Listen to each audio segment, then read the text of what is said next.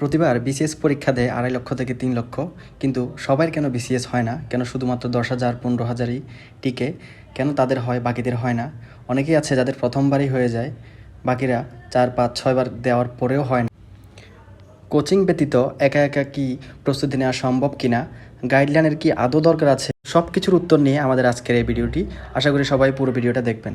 প্রথমেই আপনাকে যে কাজটা করতে হবে সেটা হচ্ছে সিনিয়রদের পরামর্শ নিতে হবে। সিনিয়র বলতে আমি কাদেরকে বোঝাচ্ছি?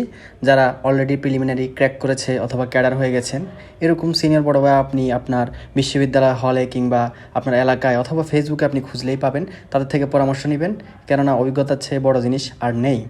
দ্বিতীয়ত যে কাজটা আপনাকে করতে হবে সেটা হচ্ছে প্রশ্ন অ্যানালাইসিস করতে হবে, অর্থাৎ সিলেবাসটা আপনাকে যাচাই করতে হবে। সিলেবাসের কোথায় কী আছে না আছে, কোন অংশ থেকে বেশি আসে, গুরুত্বপূর্ণ অংশ এবং কম গুরুত্বপূর্ণ অংশ আলাদা করে নিতে হবে।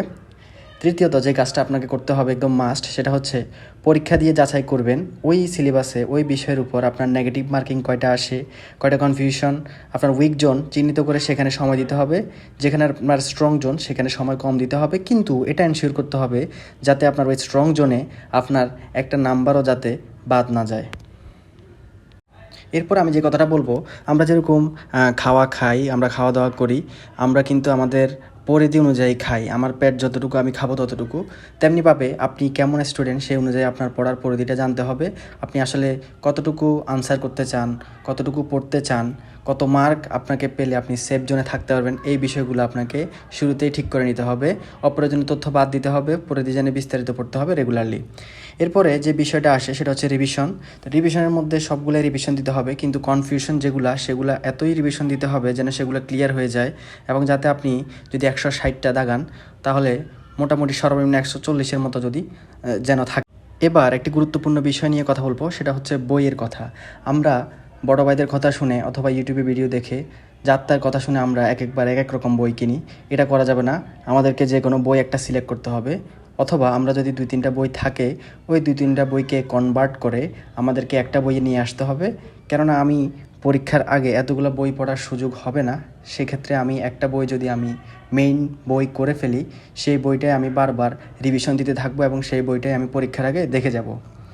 এরপরে যে কথাটা বলবো সেটা হচ্ছে মানসিক স্বাস্থ্য ভালো রাখতে হবে। অবশ্যই আপনি যতই পড়ুন না কেন, আপনার মানসিক স্বাস্থ্য যদি ভালো না থাকে, আপনি পড়া মনে থাকবে না, সেই পড়াটা ইফেক্টিভ হবে না, সেটা কোনো কাজেরই হবে না। সো সবসময় চেষ্টা করবেন হাসি খুশি থাকতে, পড়ার মাঝে মাঝে একটু ব্রেক নেবেন, লাগলে মুভি দেখবেন, বন্ধুদের সাথে আড্ডা দিবেন, একটু ঘুরতে যাবেন, এই বিষয়টা অত্যন্ত জরুরি। এরপরে একটা কথা বলি আমি, যেটা হয়তো কেউ বলে না বা আপনারাও খেয়াল করেন না, সেটা হচ্ছে ইউটিউবে এবং উইকিপিডিয়াতে এবং গুগলে অনেক সোর্স আছে যেখান থেকে আমরা আমাদের তথ্যটা কালেক্ট করতে পারি। এছাড়াও রয়েছে নিউজ পেপার, হ্যাঁ, যেগুলো আমরা অনলাইনেই পড়তে পারি বা হার্ড কপিও পড়তে পারি। নিউজ পেপার থেকেও আমাদের অনেক ইনফরমেশন কালেক্ট করতে হবে।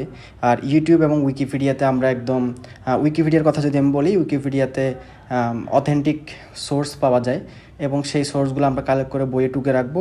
এবং যেসব বিষয়গুলো আমাদের রয়েছে সেগুলোর বোর্ড বই যেগুলো, যেমন আমি যদি বলি ভূগোল, তারপরে হচ্ছে আপনার বাংলা ব্যাকরণ, এগুলো কিন্তু বোর্ড বই রয়েছে, সেগুলো আপনাকে খুব ভালো করে শেষ করতে হবে। তো এই বিষয়গুলো আমরা যদি অবলম্বন করি, আশা করি যে কেউই অনেক দক্ষ হয়ে যাবেন। বিসিএস কেন, যে কোনো চাকরির প্রস্তুতির ক্ষেত্রে আপনি এগিয়ে থাকবেন ইনশাল্লাহ।